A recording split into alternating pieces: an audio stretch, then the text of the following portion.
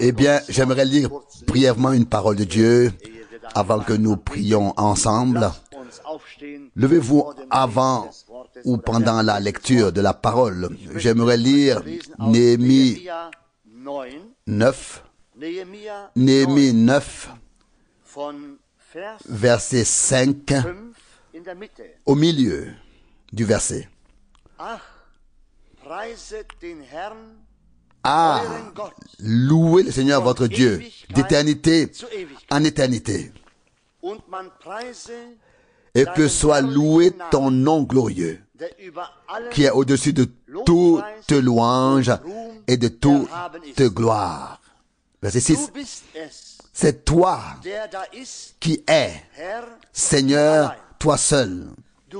C'est toi qui as créé le ciel et le ciel des cieux, toute leur armée, la terre et tout ce qui s'y trouve, les mers et tout ce qu'elles renferment. C'est toi qui donne la vie à toutes ces choses et l'armée céleste t'adore. Verset 7, toi, Seigneur, tu es le Dieu qui a choisi Abraham, qui l'a fait émigrer d'Our en Chaldée et lui a donné le nom d'Abraham. Verset 8, après avoir trouvé son cœur fidèle envers toi, tu as conclu avec lui l'alliance de donner à ses descendants le pays des Cananéens, des Hittites, des Amorites, des Phéréziens, des Jébusiens et des Guigasiens, et tu as tenu parole, car tu es juste. Jusqu'à ce jour, jusqu'à cette parole de Dieu, précieuse et sainte, adorons ensemble. Dieu fidèle, nous te remercions du fond du cœur pour ce jour de grâce et pour cette heure de grâce. Nous te remercions du fond du cœur et que ton nom soit honoré d'éternité en éternité, car tu es en effet le vrai Dieu, celui qui a tout créé, le visible et l'invisible. Seigneur, nous te remercions d'avoir fait des promesses à ton peuple depuis le commencement et de les avoir tenues en ton temps. Ô Dieu, nous t'adorons et nous louons ton nom glorieux. Ce soir encore, en ces jours qui sont les nôtres, tu as parlé, ô Dieu. En effet, tu as parlé. Et en vérité, Seigneur, nous croyons que tu accompliras tout ce que tu as dit. Seigneur, tu as aussi conclu une alliance avec nous. Comme en ces jours-là, Seigneur, et tu as fait la promesse que ton peuple hériterait de la terre. Oh, comme c'est merveilleux, Seigneur, que tu aies été trouvé fidèle dès le début par ton peuple. Il devait prononcer ces paroles. Tu as été trouvé fidèle. Nous aussi, nous ne pouvons que dire, tu es fidèle et tu restes fidèle. Oh Dieu fidèle, même si nous sommes parfois infidèles, tu restes néanmoins fidèle, Seigneur.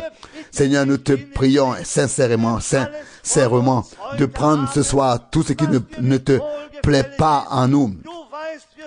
Tu sais que nous sommes des êtres humains, Seigneur, oublieux et faibles, entachés de fautes, ô Seigneur.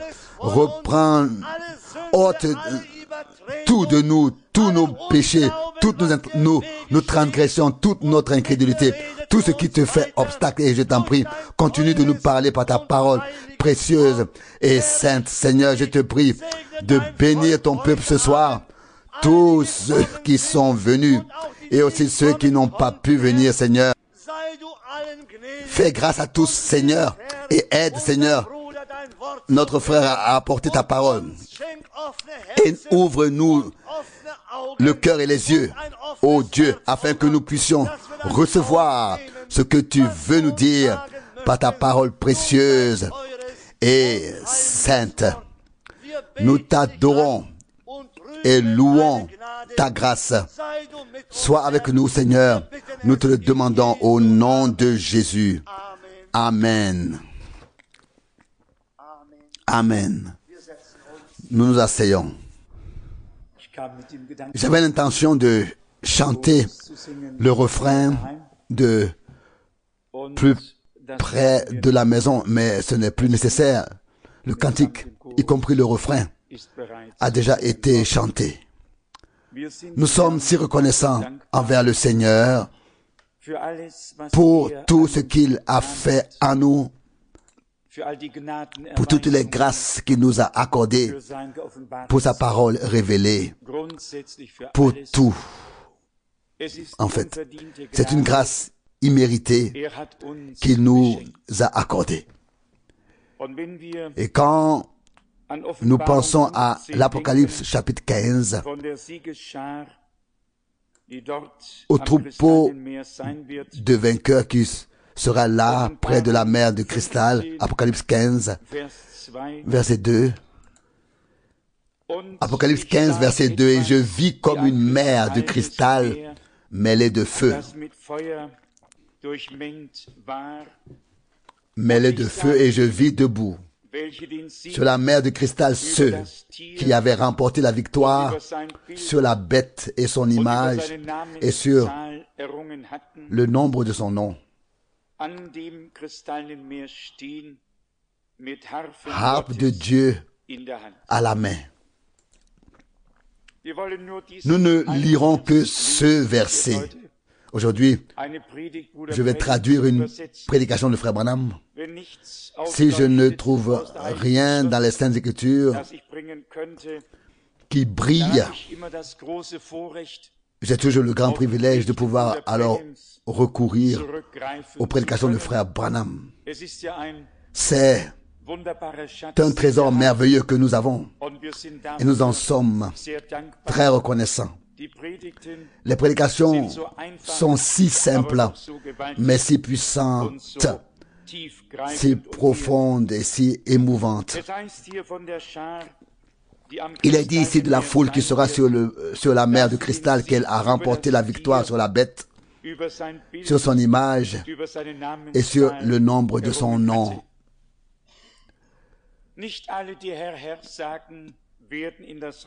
Tous ceux qui disent Seigneur, Seigneur n'entreront pas dans le royaume de Dieu.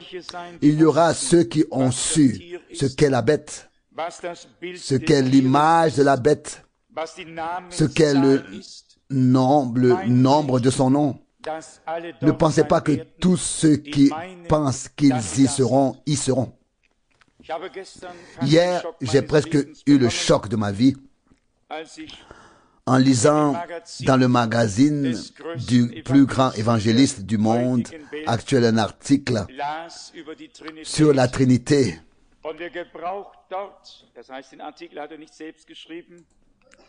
Et il utilise, il n'a pas lui-même écrit ce magazine.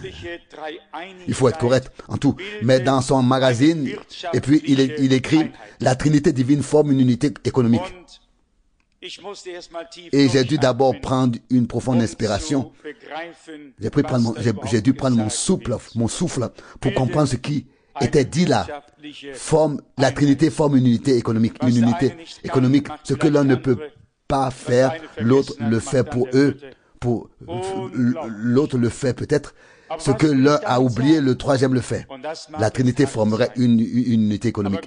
Incroyable. Mais qu'est-ce que je veux dire par là? Et cela peut sembler dur, mais croyez-moi, toutes les confessions dénominationnelles vont dans la même direction. Ils ont repris les enseignements et ont ignoré la parole de Dieu ces derniers temps. Ils s'imaginent avoir le plus grand programme de Dieu sur terre, mais ils n'ont aucune idée de ce à quoi ressemble le programme de Dieu. Et cela ne nous rend pas critiques. Non, mais reconnaissant. Reconnaissant pour la révélation que nous avons reçue par grâce. Ici, comme nous l'avons lu, il y aura une foule qui aura remporté la victoire sur la bête, sur l'image de la bête et sur le nombre de son nom. Ce sera la foule. Il doit donc s'agir de personnes qui ont eu la révélation de ces choses. Est-ce le cas ou non? C'est le cas, à 100%. Mais comme je l'ai dit, nous ne voulons pas prêcher aujourd'hui. Deux choses ont attiré mon attention dans la parole d'introduction. La première était le fait mentionné au verset 8. Verset 8, Néhémie 9, verset 8. Après avoir trouvé son cœur fidèle envers toi, tu as conclu une alliance avec lui. Puisse Dieu trouver notre cœur fidèle envers lui, afin de nous inclure dans cette alliance.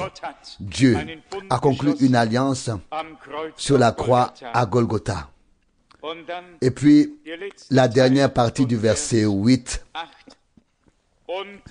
Et tu as tenu parole, car tu es juste. Puisse Dieu nous trouver fidèles dans ce qu'il nous a confié, fidèles dans ce qu'il nous a été accordé, et puissions-nous aussi pouvoir dire, Seigneur, tu as tenu ta parole, car tu es juste. Comme frère Rousse l'a déjà souligné, il est aussi fidèle et il est vrai. Ce qu'il a promis, il le tient certainement. Chantons crois seulement, et ensuite je vais traduire une prédication, une très vieille prédication ce soir.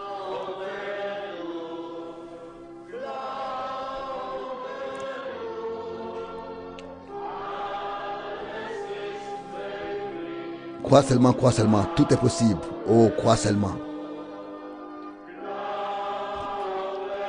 Crois seulement. Crois seulement.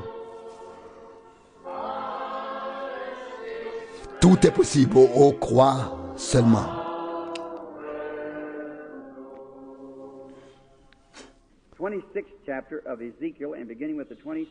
Je voudrais lire le chapitre 36 du prophète Ézéchiel, verset 26. Ézéchiel 36, verset 26. Je vous donnerai un cœur nouveau et je mettrai en vous un esprit nouveau. J'ôterai de votre corps le cœur de pierre et je vous donnerai un cœur de chair. Ézéchiel 36, maintenant le verset 27. Je mettrai mon esprit en vous et je ferai en sorte que vous suiviez mes ordonnances et que vous observiez et pratiquiez mes lois. Verset 28. Vous habiterez alors le pays que j'ai donné à vos pères. Vous serez mon peuple et je serai votre Dieu. Nous allons maintenant parler du fondement et j'aimerais que frère David et vous tous fassiez preuve de patience. Je voudrais parler de ce qu'il faut pour mener une vie chrétienne, de ce qui la compose. Eh bien, il y a beaucoup de choses et nous savons beaucoup de choses, mais nous ne savons pas beaucoup de choses. Dieu nous a fait savoir certaines choses et nous voulons nous édifier sur ce que nous savons dans la parole de Dieu et découvrir de quoi il s'agit. Que Dieu nous bénisse pendant que nous proclamons sa parole. Pensez-y, et prier. Pour commencer, je voudrais dire ceci.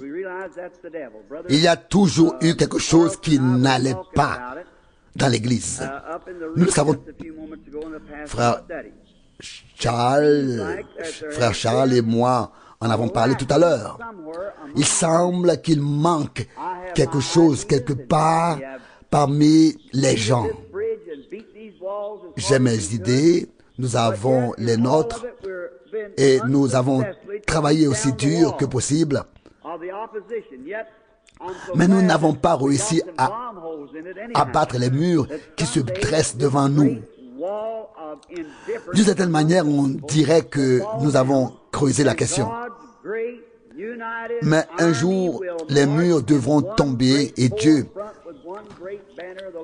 l'armée unie de Dieu, avancera sous une grande bannière du Seigneur Jésus-Christ. C'est mon sincère espoir. Eh bien, si l'Église du Dieu vivant est la colonne de la vérité, alors Dieu a prévu de faire d'elle une Église puissante, une Église glorieuse, une Église que le monde entier peut admirer, une épouse du Christ, qui est acceptée, qui peut être représentée pour vivre dans une telle atmosphère et se comporter de telle sorte que Dieu puisse être fier de cette Église pour la lui présenter au retour du Seigneur, pour montrer que nous pouvons vivre de telle qualité. C'est ainsi que nous devrions vivre, mais nous constatons que très souvent, nous avons de bonnes intentions, mais nous n'y parvenons pas. Nous essayons d'agir en chrétien et nous disons, nous sommes ceci, nous sommes cela, et nous essayons de vivre correctement, mais nous n'y parvenons pas. C'est nous, en tant qu'Église, considérions maintenant la chose. Le christianisme ou l'Église n'a pas été destiné par Dieu à être dominé par des dénominations, ni par des dogmes. Si Dieu avait prévu que l'Église soit dirigée par des hommes, des dénominations ou des intellectuels, alors nous n'aurions pas besoin du Saint-Esprit dans l'Église. Le succès de l'Église dépendrait alors de ce que les intellectuels y produisent. L'Église en dépendrait alors, et plus nous aurions d'intellectuels dans l'Église, plus le progrès serait grand.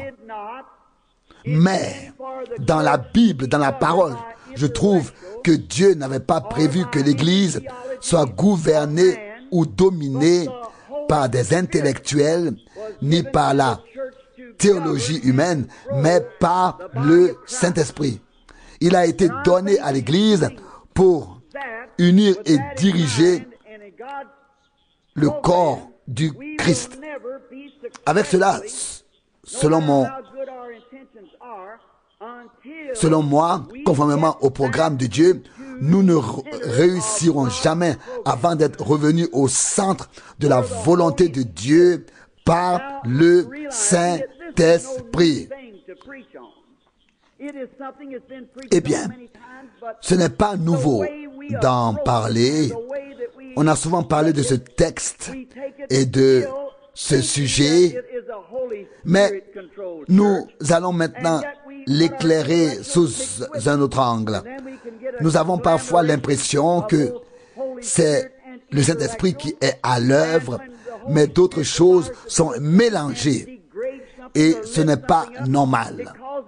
Lorsque le Saint-Esprit essaie de faire quelque chose et que quelque chose se lève, la jalousie s'installe et d'autres veulent faire la même chose. Et c'est déjà la preuve qu'ils n'ont pas le Saint-Esprit. Eh bien, les gens ont tellement vu de choses dans les dénominations qu'ils sont lents car il y a des dictateurs partout, et vous devez faire ceci, et vous devez faire cela. Les choses sont dictées. Encore quelqu'un, un dictateur, ceci et cela, que vous devez faire. Partout, on décide de ce qui doit être fait pour tous les autres. Et il semble que nous soyons impuissants, mais voyez, nous avons un corps. J'ai mes bras, ma bouche, tous mes membres doivent être efficaces, en harmonie les uns avec les autres. Et si Dieu a assemblé son corps de cette manière et veut le gouverner par son esprit, alors il doit y avoir une possibilité, un programme dans lequel il peut être, qui va au-delà de ce que nous avons aujourd'hui. Eh bien, dans le livre d'Ézéchiel, la Bible dit, et Ézéchiel était un prophète, je vous donnerai un cœur nouveau. J'aime ça, parce que Dieu dit qu'il va faire quelque chose de nouveau. Cela ne signifie pas qu'il va réparer l'ancien. Non. Je vous donnerai un cœur nouveau. Et j'ôterai de votre corps le cœur de pierre, et je vous donnerai un esprit nouveau. Il n'a pas dit qu'il donnerait un petit coup de pouce. Non. Il fera quelque chose de nouveau. Non pas seulement relever un peu l'ancien, réparer, mais offrir quelque chose de nouveau. Et non plus mélanger l'ancien avec le nouveau. Non, il ne fera pas non plus cela. Jésus en a parlé dans l'évangile de Luc lorsqu'il a dit, vous ne pouvez pas mettre du vin nouveau dans de vieilles outres, dans de vieilles bouteilles, dans le texte anglais. Marc 2, 22. Eh bien, j'ai d'abord dû devenir missionnaire pour savoir ce que cela signifiait. Quand nous avons une bouteille, nous savons qu'elle ne peut ni se gâter ni vieillir. Mais vous savez de quoi étaient faites ces bouteilles à l'époque, à savoir de la peau d'un animal, cousu ensuite ensemble pour que le liquide puisse être conservé. Que ce soit de l'eau, du vin ou de l'huile, tout y était mis. Mais quand la peau vieillit, elle sèche. Et c'est là que l'on retrouve le lien avec ce que Jésus voulait dire. Si l'on mettait du vin nouveau dans une si vieille outre en peau, elle éclaterait. Vous pouvez y mettre de l'eau et il ne se passera rien du tout. Mais vous ne pouvez pas y mettre du vin, car l'eau, qu'est-ce que c'est? Vous connaissez la composition de l'eau et il ne peut rien lui arriver. L'eau repose, elle est calme, rien ne se passe, elle n'a pas de vie en elle. Vous voyez? Mais c'est tout à fait différent avec le vin. Le vin a la vie en lui. Le vin nouveau, il passe par le processus de fermentation et il y a des choses qui bougent à l'intérieur. Et s'il se dilate dans la vieille bouteille en peau, alors elle va éclater. Et puis la bouteille en peau est cassée et le vin est perdu. Les deux ne sont plus là. C'est ainsi que nous voyons les choses aujourd'hui. Vous ne pouvez pas passer à travers une vieille forme et devenir nouveau en pensant que vous faites maintenant partie du programme de Dieu intellectuellement. Non, ça ne marche pas comme ça. Cette vieille peau sèche doit disparaître et quelque chose de nouveau doit naître. Une nouvelle peau, une nouvelle bouteille. Et vous savez comment c'était avec les animaux. Quand on prenait une nouvelle peau, une peau fraîche, elle était encore souple, elle s'étirait encore, elle contenait encore de la graisse. Et ainsi, elle cédait et elle restait en place. Mais il n'en était pas de même avec l'ancienne, devenue cassante. C'est comme ça aujourd'hui. Écoutez, nous avons besoin de vin nouveau, mais où sont les nouvelles bouteilles? Jésus-Christ est le même hier, aujourd'hui et éternellement. Sa puissance est la même aujourd'hui. Les intellectuels, à la peau dure, qui disent oh, attendez un peu, le temps des miracles est passé, est révolu. C'est le docteur John qui nous l'a dit. Non, c'est tout à fait différent lorsque le vin nouveau est mis dans une nouvelle autre. Vous voyez, lorsque la vie commence à bouger, rien n'éclate. Tout s'adapte et bouge avec cette vie. Vous voyez, Dieu a fait des promesses divines. Et Jésus-Christ reste le même hier, aujourd'hui et pour l'éternité. Lorsque vous êtes devenu nouveau, que du vin nouveau est entré en vous, vous dites Alléluia, gloire à Dieu. C'est vrai, c'est la vérité. Vous voyez, vous ne pouvez pas mettre du vin nouveau dans de vieilles bouteilles. Non, cela ne marcherait pas. Vous voyez, si nos enseignants, si nos prédicateurs, si les bergers, laissez-moi vous le dire, nous avons besoin d'une nouvelle vie, mais nous avons besoin que cette nouvelle vie soit acceptée. Vous voyez, et il veut mettre son esprit en nous, car l'esprit soutient la parole. Autrefois, quand quelqu'un était guéri et témoignait cela, les noms renouvelés disaient, ceux qui ne sont pas nés de nouveau, ils disaient, attends, je te parlerai dans un an, on verra ce que le médecin dira. Mais quand quelqu'un est né de nouveau, est renouvelé, et qu'il attend, et qu'il entend un tel témoignage, il dit, Alléluia, gloire à Dieu, je me réjouis avec toi. Vous voyez, on remarque tout de suite où il y a du nouveau, où il y a une nouvelle naissance. Mais vous ne pouvez pas mettre du vin nouveau dans de vieilles outres. Cela me rappelle une expérience, je ne sais pas si je vous l'ai déjà raconté. C'était il y a de nombreuses années, j'étais en voyage de chasse. Et je pensais être un bonhomme des bois. Et j'étais sur la piste d'un vieil ours. Je l'avais vu plusieurs fois, mais je n'avais pas le droit de l'abattre et je n'en avais pas l'intention. Mais je le suivais à la trace. Et j'avais un jeune cheval de 3 ans que je montais et lui aussi sautait encore beaucoup d'avant en arrière. À la fin, nous étions tous les deux fatigués, le cheval et moi. Et puis, j'ai pensé, maintenant, tu t'arrêtes. Et je suis arrivé à un endroit d'où je pouvais regarder en arrière. Et je pouvais regarder dans presque toutes les directions depuis la colline.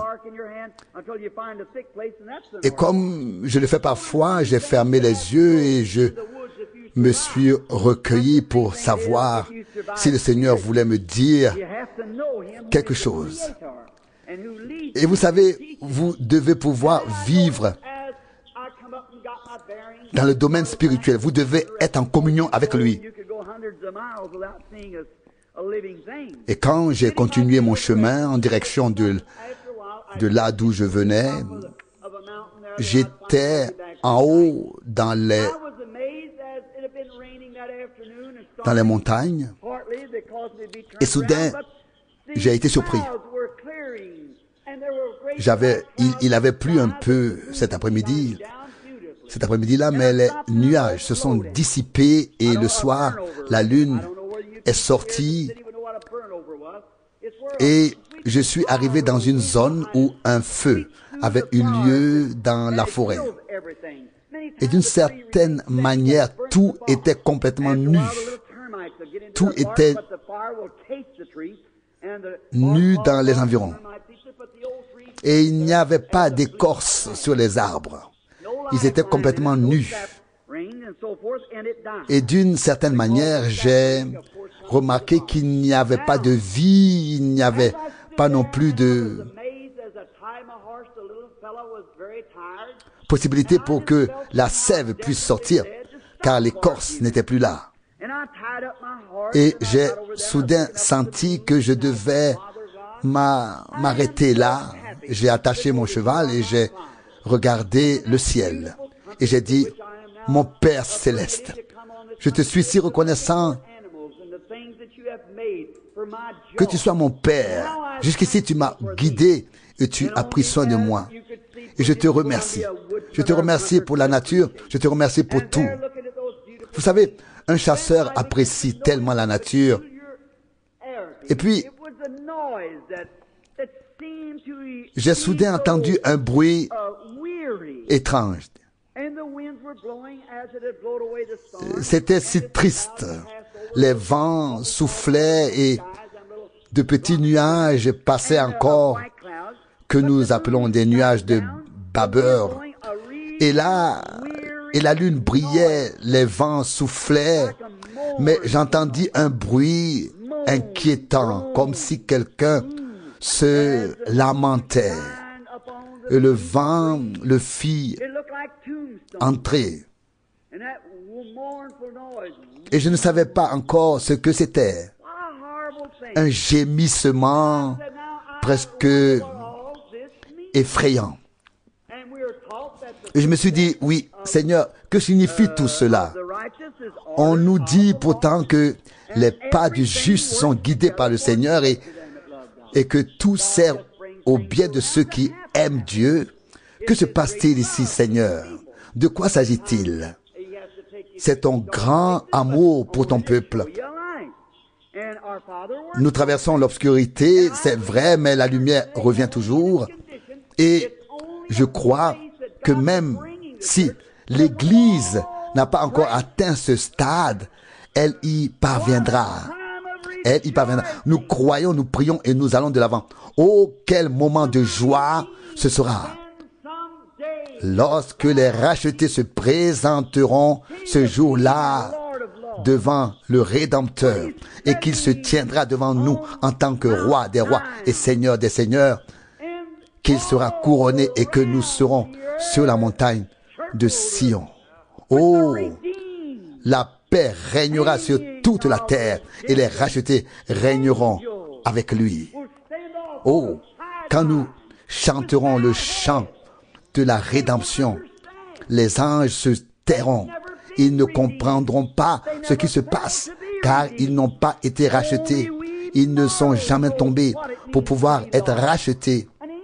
Seuls les hommes savent ce que signifie être racheté. L'ange ne sait pas ce que signifie être perdu. Oh, quelle joie nous exprimerons là-bas. Et je crois aussi que ce sera déjà le cas comme ça dans l'Église. Et j'ai entendu ce bruit de gémissement. Et je me suis dit que c'était presque effrayant ici. Presque hanté, effrayant d'être ici. J'ai dit, Seigneur, pourquoi ai-je dû attacher mon cheval? N'aurais-je pas pu continuer à monter? Mais d'une certaine manière, c'était Dieu qui m'enseignait quelque chose. Et j'ai dit, Seigneur, que signifie tout cela? Et ce vent qui soufflait là-bas, c'était comme un hurlement, comme un gémissement. Et j'ai aussi ressenti une sensation étrange. J'ai regardé les montagnes au clair de lune et j'ai dit, Seigneur, que dois-je faire de ce spectacle-là? Pourquoi suis-je ici? Et puis, une écriture m'est venue du livre de Joël. Ce que le rongeur a laissé, la sauterelle l'a mangé. Et ce que les autres insectes ont laissé, l'un d'eux a continué à manger. Joël 1:4. Et je pensais que tout était nu ici. De grands arbres, mais complètement nus. Ils étaient verts autrefois. Le vent les faisait autrefois bouger. Quel spectacle majestueux cela devait être. Et à quoi cela ressemble-t-il maintenant? Le vent souffle, mais plus aucun mouvement, plus aucune vie. On n'entend plus qu'un gémissement, un râle. Ils sont morts. Et les mêmes vents peuvent souffler et ils restent raides. Si raides que le vent ne peut plus les déplacer. Ils ne bougent plus que légèrement et émettent un son lamentable. Ce n'est plus comme avant.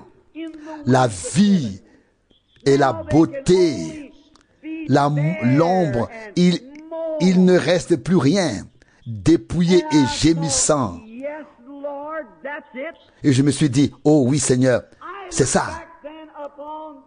Et puis, j'ai pensé à ce qu'il en était autrefois avec les luthériens, les méthodistes, les pentecôtistes, les nazariens, les pèlerins de la sainteté, avec toutes les communautés religieuses que nous avons. Et je me suis dit, quand ils ont commencé, comment vivaient-ils? Comment est-ce qu'ils avaient la vie en eux-mêmes? Le Saint-Esprit était en eux. Et chaque fois que Dieu envoie son puissant vent, comme le jour de la Pentecôte, oh, comme ils se réjouissent des bénédictions de Dieu. Tout est agité, animé. Et il y a un mouvement. Il y a eu un réveil après l'autre. Mais que s'est-il passé ensuite?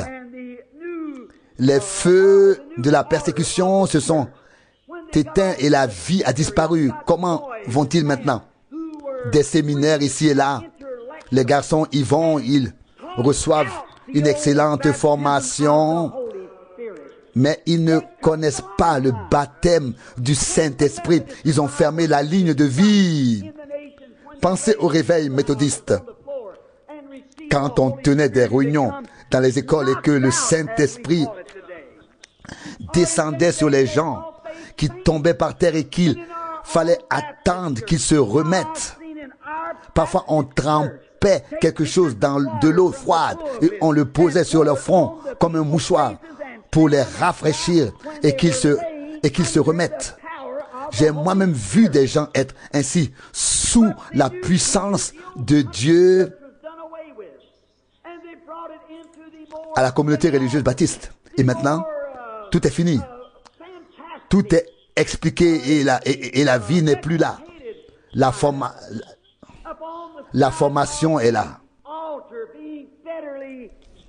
Au lieu que les gens viennent à l'autel, l'autel n'est plus là.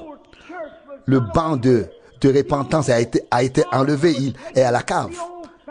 Et l'autel n'est plus là du tout. Il y a un grand orgue à tuyaux et tout est différent de ce que c'était avant.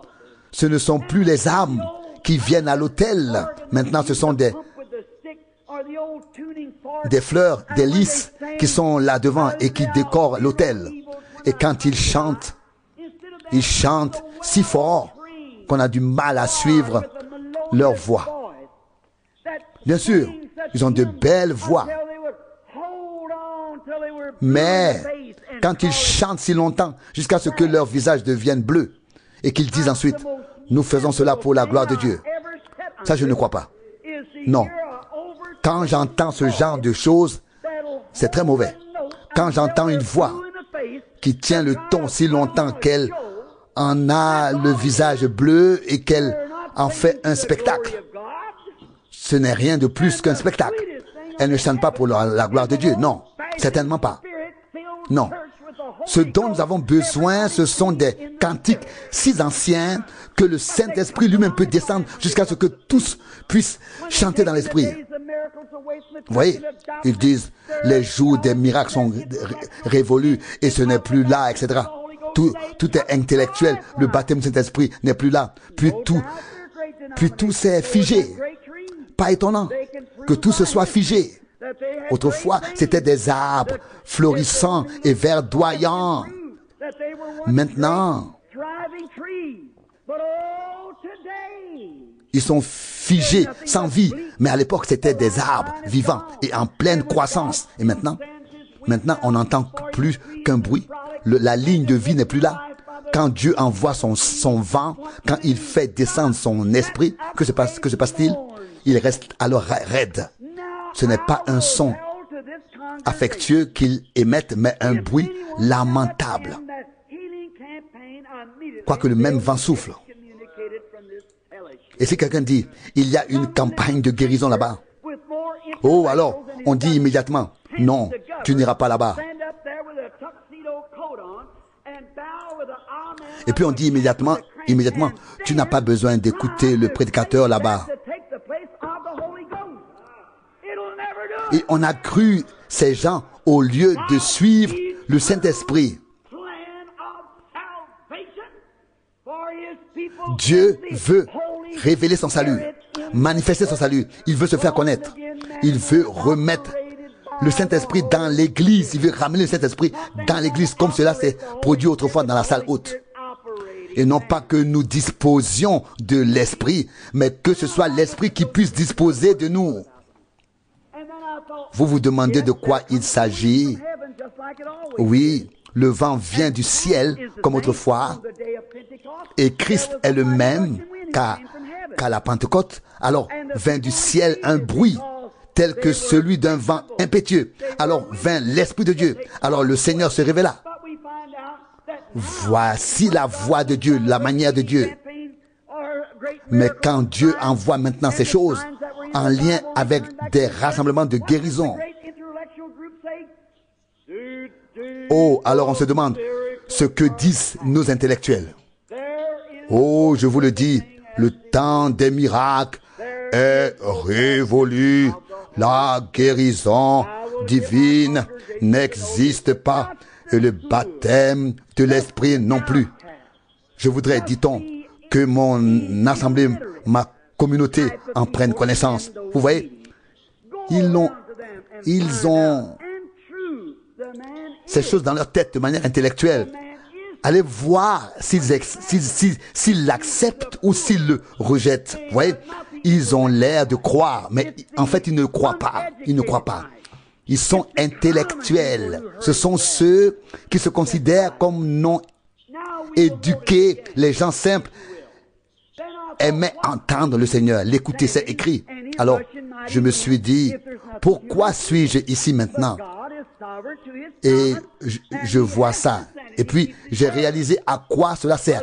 Que Dieu agisse, que le tonnerre vienne du ciel, que tout soit nu et qu'il n'y ait pas de vie et que rien ne bouge. Vous voyez, Jésus a dit, les œuvres que j'ai faites, vous les ferez aussi. Et vous en ferez de plus grandes que celles-ci. Jean 14, 12, les promesses sont là. Mais comment peuvent-elles se réaliser? Puis, j'ai remarqué que ces arbres, ces grands arbres nus, je ne les regardais soudainement plus. Je regardais le sol. Et vous savez ce que j'ai vu? J'ai vu que la graine qui était tombée de ces grands arbres dans le sol avait déjà donné de beaux petits arbres. J'ai soudain vu de nouveaux arbres, une toute nouvelle plantation. Vous savez bien comment la forêt s'auto-ensemence. Et soudain, je ne voyais plus ces grands arbres devant moi. Je voyais ce qui sortait de nouveau devant moi, qui sortait de la graine des anciens arbres. Ils étaient verts. Ils n'étaient plus nus. Ils n'étaient pas nus. Ils étaient pleins de vie. Vous savez, comme un glande, etc. Il tombe dans le sol et en ressort ensuite. Et j'étais si heureux, si reconnaissant.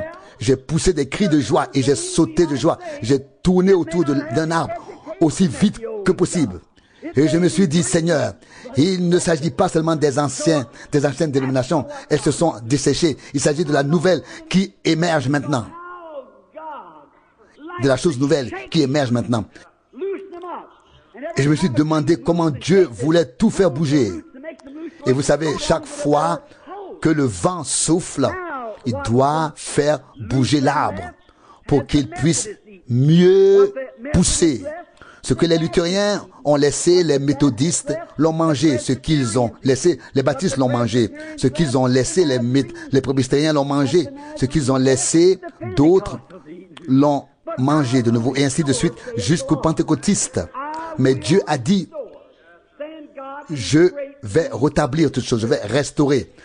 Joël 2, 25. Ainsi par Dieu, il le fera dans son grand mouvement par l'Esprit. À la Pentecôte, il y avait 120 bouteilles neuves dans la salle haute.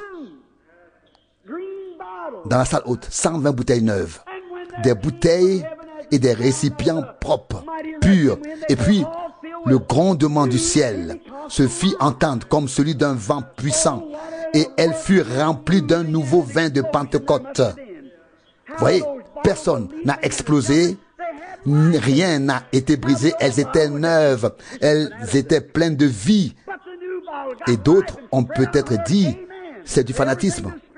Ça, c'était certainement les anciennes bouteilles, mais les nouvelles disaient, Amen, loué soit Dieu, Alléluia. Regardez, les autres s'accrochaient à l'ancienne doctrine. Je voudrais maintenant que vous écoutiez. Mais là, ici, il y avait des nouvelles bouteilles, des bouteilles neuves. Je voudrais maintenant que vous écoutiez attentivement avant que j'arrive à la fin. S'il vous plaît, écoutez attentivement. Je vais vous donner un nouvel esprit. Bon, beaucoup de gens ne sont pas au courant de cela. Ils sont pas. Ce n'est pas clair pour eux. Ils pensent qu'ils ont déjà le baptême de cet esprit. Écoutez, attentivement. S'il vous plaît, je vais vous donner un nouveau cœur et un nouvel esprit. Je vais ensuite mettre mon esprit en vous. Vous voyez, Dieu veut d'abord nous donner un nouvel esprit, puis il veut nous donner son esprit. Si vous ne l'avez pas, vous ne pouvez même pas vous entendre avec votre voisin. Vous ne pouvez même pas supporter votre voisin, ou bien vous ne pouvez même pas vous entendre avec personne. Dieu veut donner un nouvel esprit, et parfois dans l'enthousiasme qui est différente que la vie, vous voyez, parfois vous pensez avoir réellement le baptême du Saint-Esprit. Le Saint-Esprit, vous dites, j'ai poussé des cris de joie, j'ai parlé en langue, etc. Peut-être avez-vous fait tout cela, c'est bien, c'est très bien, mais ce n'est pas la preuve que vous avez reçu le Saint-Esprit. Le Saint-Esprit vous révèle Christ.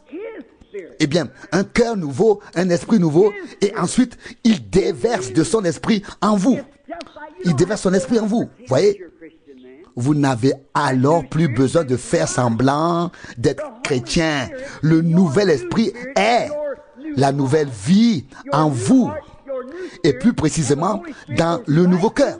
Nouveau cœur, nouvelle vie, nouvel esprit, nouvelle vie. Et ensuite, l'Esprit de Dieu lui-même vient dans le nouveau cœur et dans le nouvel esprit. Vous voyez, c'est comme une horloge. Elle a beaucoup de rouages, mais quelque part se trouve le ressort principal. Et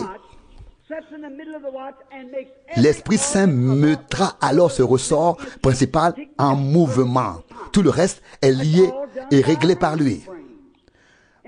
Mais le ressort principal est là pour mettre tout le reste en mouvement. Comme l'a dit Ézéchiel, la roue dans les roues. Eh bien, lorsque vous recevez le baptême de cet esprit, il va au milieu du nouvel esprit, dans le nouveau cœur, pour le rendre vivant, pour le vivifier. Oh, vous pensez parfois que vous l'avez déjà, mais peut-être avez-vous seulement reçu le nouvel esprit, mais pas encore le Saint-Esprit. Car le Saint-Esprit vient dans ce nouvel esprit. Et alors, tout ce qui est intellectuel, tout ce qui est rationnel, tout est ôté. Alors le centre, la roue centrale est mise en mouvement. Et vous verrez Jésus-Christ comme le même hier, aujourd'hui et dans toute éternité. Vous le verrez dans votre vie manifesté. Vous confirmerez tout par un amen. Maintenant, si vous dites, j'ai le nouvel esprit, et que vous mentez, que vous volez, que vous continuez ainsi, que vous êtes toujours dans des organisations, et ainsi de suite, vous vous trompez vous-même. Vous n'avez pas reçu le nouvel esprit, encore moins l'Esprit Saint. Le Saint-Esprit, encore moins. Je ne savais pas que j'allais dire cela, mais c'est vrai. Le Saint-Esprit fera en sorte que chacune de vos actions sera ce que Christ a fait. Fera de chaque mouvement ce que Christ a fait. Car le fruit de l'esprit est l'amour, la paix, la joie, la paix, la patience, la bonté, la douceur, etc. Galates 5, 22. Ce sont ces choses que le Saint-Esprit produit, pas vos émotions. Pas que vous deviez pomper de haut en bas et faire des efforts. Non, vous ne pouvez pas faire cela. Le Saint-Esprit vous amène à ce que ces choses se manifestent en vous. l'amour, la joie, la paix, la patience, la bonté, la douceur, la patience. Vous voyez, ce n'est pas quelque chose que vous faites, mais ce que le Saint-Esprit fait en vous. Ce n'est pas une réflexion intellectuelle, mais quelque chose qui bouge en vous, à savoir le Saint-Esprit. Oh, je pourrais pousser des cris de joie, je pourrais sauter de joie, et je pourrais le dire au monde entier. Vous voyez, le Dieu vivant veut que cela se produise. Nous avons tellement de choses créées par l'homme, produites par l'homme. On fait de la musique, on fait de l'ambiance, on fait tout. Et on va même dans les rues pour jouer et chanter. Mais où est le Saint-Esprit? Vous voyez, nous n'avons pas reçu le Saint-Esprit. Vous voyez, ce n'est pas du lait écrémé, ça, hein? Non, mais c'est ce dont l'Église a besoin maintenant. Oh, je désire ardemment recevoir le Saint-Esprit. Vous savez à quel point Dieu a merveilleusement organisé, préparé ces choses dans la Bible. Jésus a dit, à moins de naître de nouveau, sinon on ne peut pas voir le royaume de Dieu. Vous devez naître de nouveau. Jean 3, verset 3, vous devez l'être.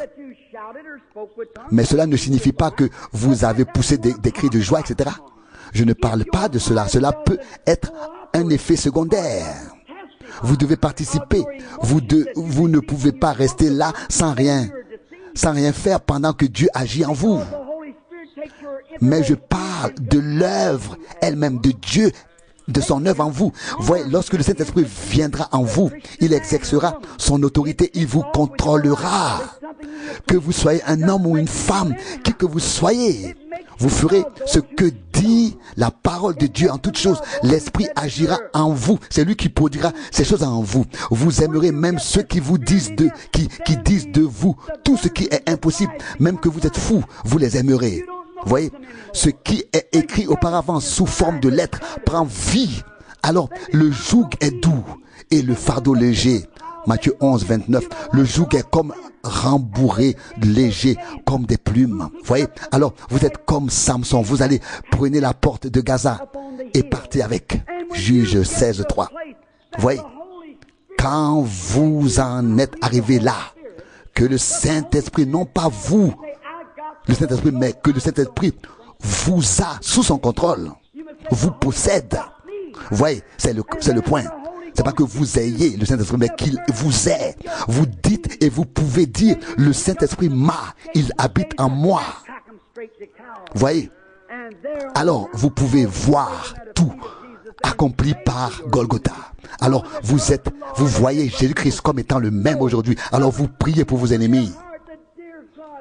Mais, si vous voyez quelque chose et que vous avez raison dans votre cœur, alors vous dites, oui, l'homme n'est qu'un homme comme moi. Et vous continuez votre chemin. Peut-être quelques remarques avant de conclure. Je voudrais dire quelque chose qui me vient du fond du cœur avant de conclure. Voilà. C'est tout pour aujourd'hui. La deuxième partie sera traduite demain, si Dieu le veut et si nous sommes en vie. J'ai écouté cette prédication très brièvement, avec des interruptions à la hâte tout à l'heure. Je n'ai jamais entendu une prédication comme celle-ci, telle que nous l'avons entendue ce soir, de cette manière. Mais, exposé ainsi, mais il semble qu'il y ait là une grande vérité. Une grande vérité. Et je vais peut-être quand même lire ce verset avec nous tous. Ézéchiel 36, verset 26. Il est en effet question ici de deux choses différentes. Verset 26, je vous donnerai un cœur nouveau et je mettrai en vous un esprit nouveau. J'ôterai de votre cœur le cœur de pierre et je vous donnerai un cœur de chair. C'est la première chose. Ça, c'est la première chose. La première chose, c'est que l'ancien cœur est ôté et qu'un nouveau est mis à la place. Et que pour que ce nouveau cœur ait la vie, l'esprit doit y entrer. Dieu a insufflé l'esprit à Adam, le souffle de vie, et ainsi il devint une âme vivante. Et c'est la même chose sur le plan spirituel. Nous y reviendrons peut-être tout à l'heure. Je n'ai aucun mal à le voir, car il est dit au verset 27, après qu'il est question d'un cœur nouveau et d'un esprit nouveau, au verset 26, ensuite au verset 27, je mettrai mon esprit en vous et je ferai de vous des hommes qui marchent selon mes lois et qui observent et pratiquent mes commandements. Il y a donc vraiment beaucoup à faire. Ici, il y a beaucoup de contenu ici.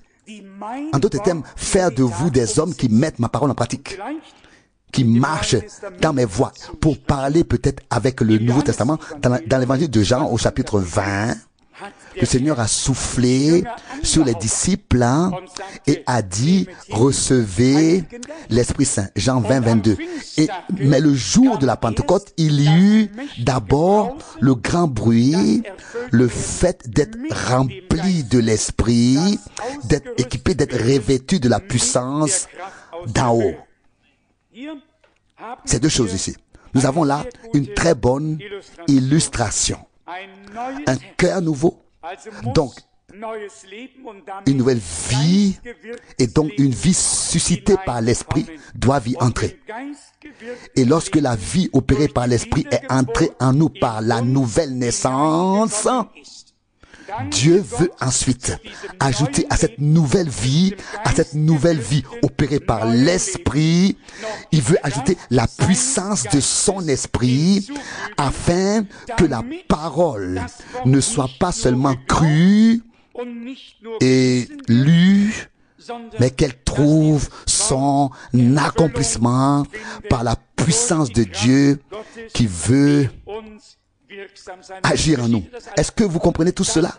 L'une est la nouvelle naissance, la nouvelle vie par la nouvelle naissance. Mais la nouvelle vie doit ensuite être équipée, revêtue de la puissance de Dieu lui-même.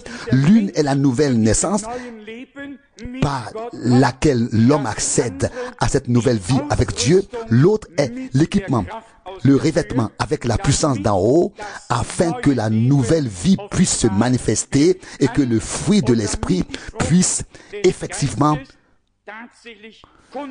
se révéler, devenir visible, se manifester. Ce qui est beau, comme nous l'avons entendu, c'est que ce ne sont plus nos efforts. Nous n'avons plus besoin de faire des efforts pour aimer quelqu'un ou pour faire quoi que ce soit d'autre que Dieu nous demande. Au contraire, bien au contraire, la puissance agit, elle est alors en nous. Ou la puissance qui transforme la parole en action est alors en nous. Et nous en avons tous besoin.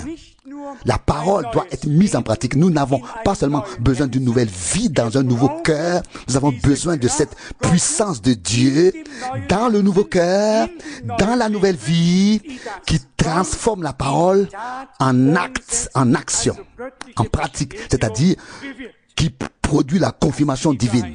C'est la promesse que le Seigneur nous a faite. Et nous remarquons très clairement que frère Branham n'a pas frappé à côté de la plaque, mais qu'il a frappé en plein. Il a vraiment mis le point sur le i.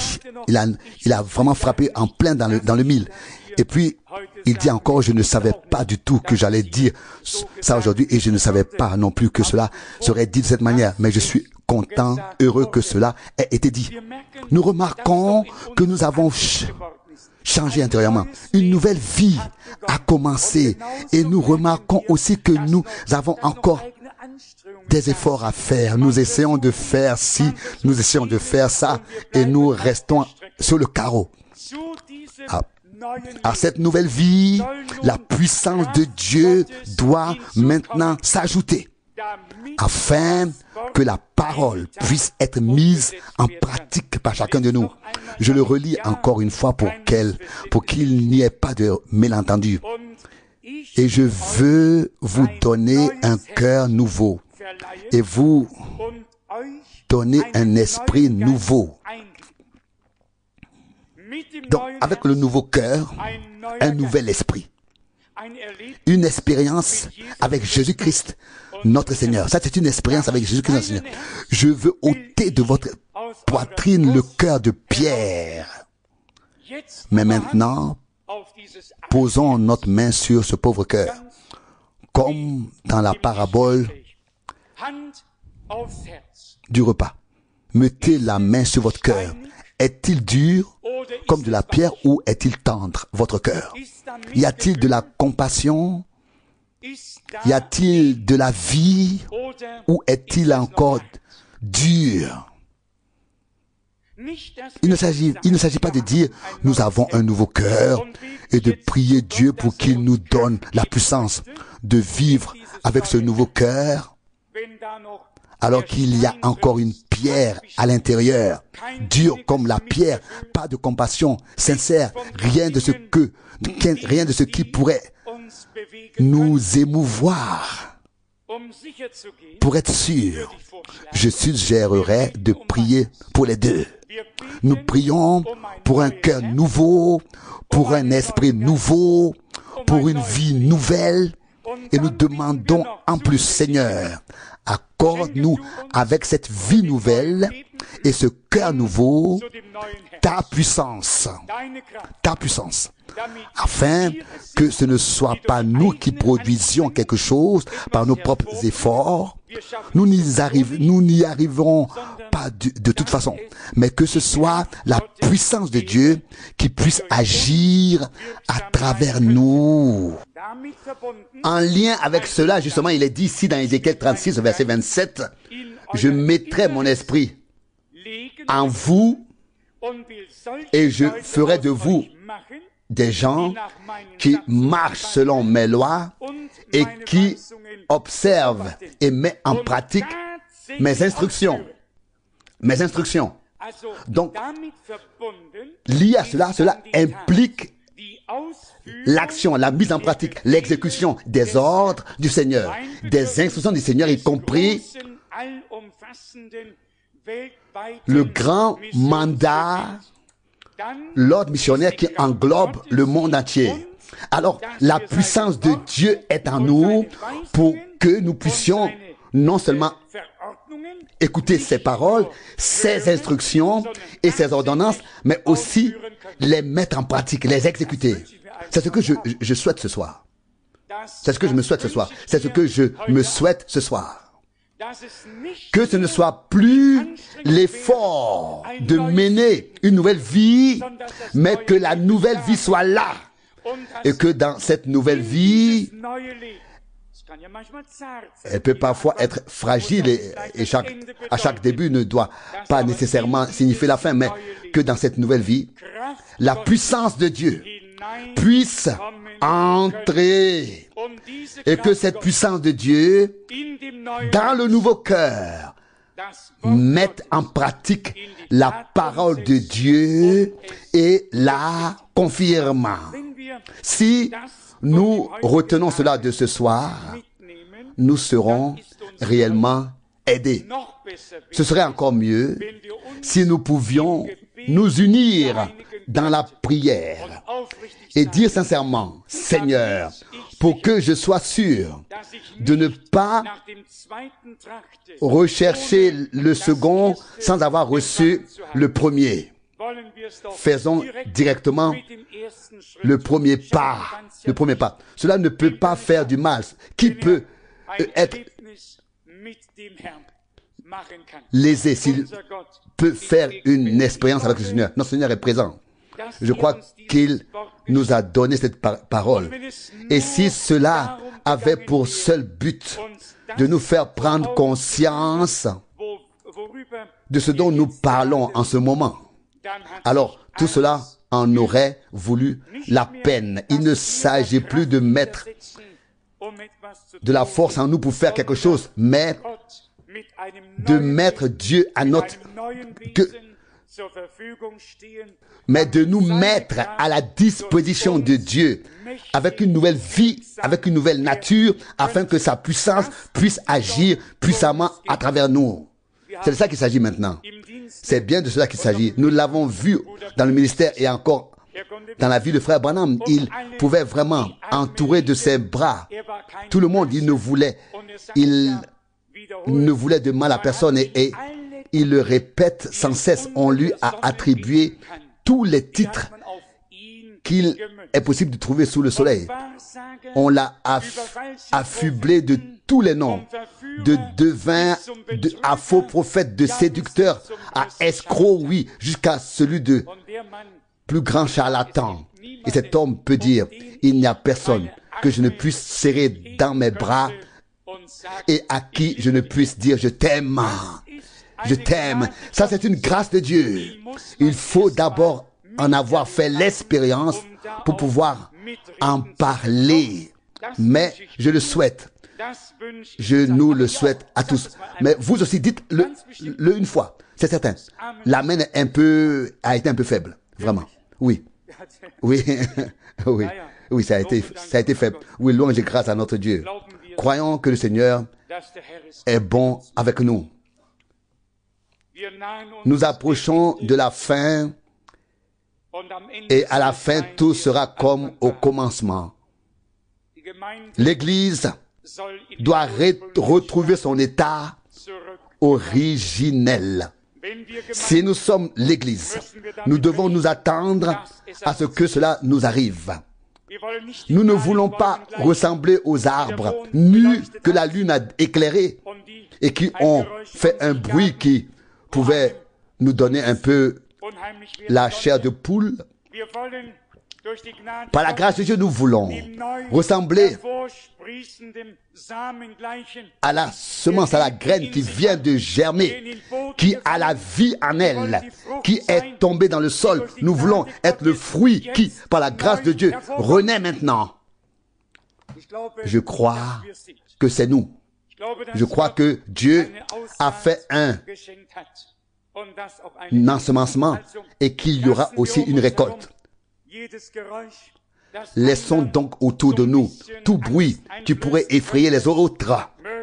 Que la bonté du Seigneur, l'amour du Seigneur, la douceur, sa nature, sa douceur et tout ce qu'il est, toutes ses vertus se manifestent autour de nous et à travers nous. De plus, nous attendons qu'il dépose son esprit en nous en tant que puissance de Dieu, sa puissance dans notre cœur qui a été renouvelée par son esprit, et que nous puissions ensuite alors suivre ses instructions et faire ce qu'il a dit dans sa parole. Les 4 dernières paroles sont que attendez et que vous puissiez réellement exécuter. C'est lui, par sa puissance, qui fera de nous des gens qui puissent réaliser, exécuter ces instructions. Et que vous puissiez réaliser, exécuter, oui. Non seulement entendre, écouter, mais réellement exécuter par la grâce de Dieu. Mes chers amis, on ne peut rien ajouter à ce que nous avons entendu. Nous y croyons et nous attendons de Dieu une véritable renaissance, un cœur nouveau, un esprit nouveau, c'est-à-dire une nouvelle vie dans ce cœur nouveau grâce à une véritable nouvelle naissance par la parole et l'esprit de Dieu. Et puis, nous nous attendons à ce que nous qui avons vécu réellement cette nouvelle naissance de manière biblique, d'être ensuite revêtus, équipés, dotés de l'autorité de la puissance de Dieu. Et ce n'est plus nous alors qui faisons quelque chose, mais c'est la puissance de Dieu à travers nous. Nous n'avons plus d'efforts à fournir. Nous sommes seulement des gens à la disposition du Seigneur. Je le répète, je le souhaite. Je veux voir chaque parole de Dieu s'accomplir comme nous l'avons si bien entendu dans la parole d'introduction. Le Seigneur est juste. Néhémie 8, verset 9. Plutôt, Néhémie 9, verset 8. Tu as tenu parole car tu es juste. Dieu ne devrait-il pas tenir parole? Il est vrai et sa parole est vraie. Il tient ses promesses. Il nous a promis un cœur nouveau et un esprit nouveau. Nous l'acceptons, ce qu'il nous a dit, sans hésitation, sans rien. Accepte-le aujourd'hui et dites, Seigneur, je te remercie pour la promesse. Je vous donnerai un cœur nouveau et un esprit nouveau. La nouvelle alliance a été confirmée dans son sang. Le nouveau cœur, la nouvelle vie sont à ta disposition et à la mienne. C'est dans cette nouvelle vie que la puissance de Dieu doit à nouveau se manifester maintenant. C'est dans cette nouvelle vie que la puissance de Dieu doit maintenant venir pour se manifester. Comme vous le savez, le Christ, notre Seigneur, est également né de l'Esprit. Et lorsqu'il a dû commencer son ministère, d'abord l'Esprit est venu sur lui. La puissance. D'un côté, il était engendré par l'Esprit et de l'autre, il était ensuite rempli de l'Esprit. Et puis, après l'épreuve, le ministère a commencé. J'espère qu'un jour, notre épreuve prendra fin et que le ministère pourra alors commencer avec une autorité absolue, sans présomption, mais en regardant vers Dieu. J'ai confiance que le Seigneur confirmera sa parole. Que ce soit à travers moi, à travers toi, c'est son affaire, mais il se montrera fidèle. Il fera ce qu'il a dit et nous pourrons finalement dire, tu as tenu parole, car tu es juste. Et le Seigneur Dieu dit que je restaurerai, rétablirai toutes choses. Nous avons entendu le message et après l'avoir entendu, nous devons recevoir pleinement cette restitution, ce rétablissement de toutes choses. Que Dieu nous bénisse tous par la richesse de sa grâce. Amen. Levons-nous et remercions-le du fond du cœur de nous parler encore. Frère Rousse, veux-tu prier avec nous? Père Céleste, nous te remercions à nouveau pour ta parole précieuse et sainte, pour ce que tu nous as dit ce soir. Dieu fidèle, tu connais nos cœurs, tu connais nos vies. Nous sommes devant toi. Révélé, nous ne pouvons pas nous cacher devant toi. Mon Dieu, fais-nous comprendre ce que nous sommes, ô Seigneur. Seigneur, si nous n'avons pas encore cette nouvelle vie, si notre cœur de pierre est toujours là, nous te prions sincèrement, ensemble, ô Seigneur, ôte de nous, ô Seigneur, ce cœur de pierre et donne-nous une nouvelle vie, un nouveau cœur, ô Seigneur, un nouvel esprit de certitude. Ô Seigneur, afin que nous ayons la certitude, Seigneur, que tu as créé quelque chose de nouveau en moi, en nous tous, ô Seigneur. Mon Dieu, nous ne pouvons pas le faire nous-mêmes, mais nous savons que tu es capable de le faire. Et nous te prenons au mot, à ta promesse. Car tu l'as dit dans Ézéchiel, tu l'as promis, je vous donnerai un cœur nouveau. Mon Dieu, nous ne pouvons pas le prendre nous-mêmes, nous le procurer, mais nous te demandons de nous le donner. Seigneur, fais-le, mon Dieu, si possible, ce soir. Mon Dieu, maintenant, en ce moment précis, tu es juste, tu es fidèle, tu es vrai, Seigneur. Nous t'adorons du plus profond de nous-mêmes. Ô Seigneur, tu tiens parole. Ce que tu as promis, tu veux le donner, Seigneur. Et tu le donnes. C'est pourquoi nous te louons. Mais plus encore, nous voulons avoir ton esprit, Seigneur, et d'être revêtus de ton Saint-Esprit, de la puissance d'en haut. Gloire et honneur, gloire et adoration à ton nom. Seigneur, je te prie, crée de telles prières dans nos cœurs. Ce soir, Seigneur, donne le vrai désir, donne la vraie faim et le vrai désir pour cela, ô Seigneur, pour toutes ces choses, car ainsi, nous ne pouvons pas subsister devant toi, Seigneur. Nous avons de plus en plus besoin de toi. Nous avons besoin de ce que tu crées, Seigneur. Pas de ce que nous créons, mais de ce que tu crées. C'est ce dont nous avons besoin, Seigneur. Et nous voyons dans les Écritures que tu l'as toujours donné à ton peuple. Même à l'époque, autrefois, où tu étais sur terre, Seigneur, tu l'as donné à tes disciples. Et nous avons besoin que tu nous le donnes, ô Dieu. Nous ne faisons pas que le dire, Seigneur. Nous le savons à partir d'aujourd'hui, Seigneur. Nous le pensons réellement. Donne-nous la vie. Donne la vie à toute ton œuvre. Oh, fais de nous quelque chose, Seigneur, pour l'honneur de ton nom, Seigneur. Seigneur, nous croyons que tu atteindras le but avec nous, Seigneur. Gloire à ton nom. Seigneur, accorde la grâce, que personne ne doute, mais nous savons que tu es toujours le même, hier, aujourd'hui et pour l'éternité. Alléluia. Gloire et honneur, gloire et adoration à ton nom. Alléluia. Amen. Tout est nouveau. Tout est nouveau.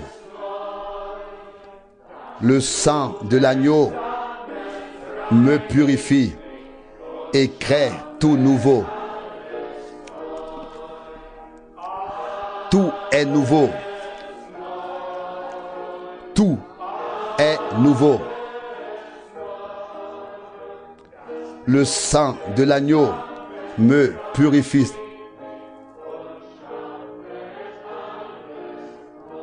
Le sang de l'agneau me purifie et crée tout nouveau. Chers amis, nous avons entendu Frère Branham dire que nous avons l'impression d'être entourés de murs, comme si nous étions incapables de les franchir.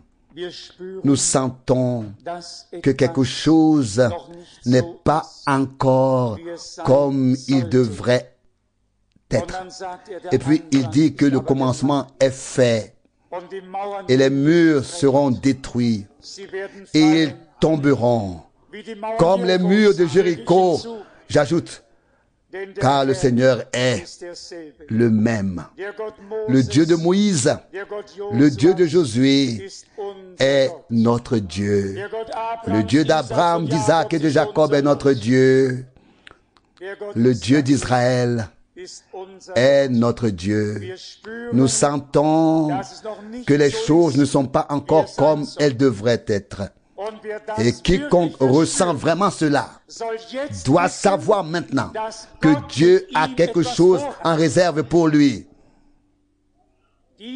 Nous n'avons pas reçu ce sentiment pour nous décourager et désespérer.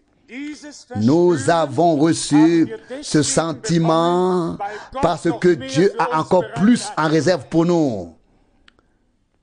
C'est pourquoi soyez courageux, soyez encouragés et ne craignez pas. C'est le Seigneur qui conduit toutes choses de manière merveilleuse. Et aussi la comparaison avec les confessions et les dénominations dont nous sommes tous issus. Et par la grâce de Dieu, nous avons reçu une nouvelle vie. Elle est encore fragile, mais Dieu l'a fait grandir et prospérer. Nous pouvons être très reconnaissants pour les prédications, pour les pensées qui y sont exprimées. Prenons-les à cœur afin que Dieu puisse obtenir justice et recevoir ce qui lui revient de plein droit. Croyons-y afin qu'il puisse le confirmer. Et comme cela a déjà été souligné dans la prière, Dieu a promis: je vous donnerai un cœur nouveau. Nous ne pouvons pas nous le procurer. Nous ne pouvons pas non plus nous procurer l'esprit, ni une nouvelle vie, ni rien d'autre. Mais tout peut nous être donné. Le Seigneur nous l'a promis. Après ces jours-là, je conclurai une alliance, une nouvelle alliance alors je mettrai ma parole en vous, un cœur nouveau, un esprit nouveau, une vie nouvelle, et faire de vous des gens qui marchent dans mes voies. Fidèle Seigneur, nous te remercions car tout est devenu possible par Golgotha. Mais nous te demandons sincèrement une nouvelle vivification, une nouvelle action de ton Saint-Esprit. Seigneur bien-aimé, commence à moi, commence à nous tous. Fais-nous taire, Seigneur, afin que nous cherchions et trouvions davantage de communion avec toi. Aie pitié de nous. Et nous te remercierons et honorerons ton nom. Alléluia. Alléluia. Que tu sois loué. Que tu sois loué. Amen.